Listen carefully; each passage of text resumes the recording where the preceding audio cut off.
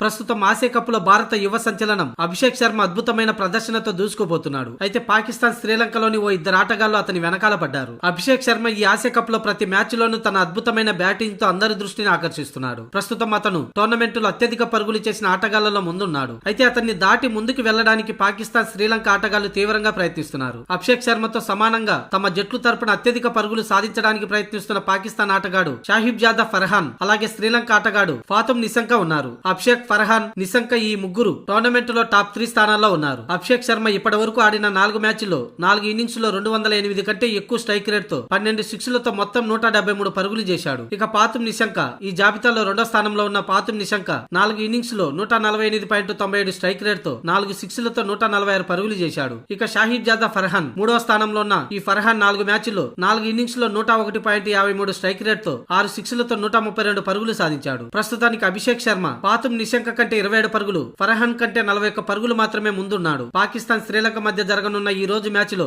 నిశంక, ఫర్హాన్ ఇద్దరు పెద్ద ఇన్నింగ్స్ ఆడితే అభిషేక్ శర్మను అధిగమించే అవకాశం ఉంది. మొత్తానికి ఈ ముగ్గురు మధ్య టాప్ రన్ స్కోరర్ స్థానం కోసం జరుగుతున్న ఈ పోటీ ఆసియా కప్ 2025కు మరింత ఉత్సాహాన్ని ఇస్తుంది.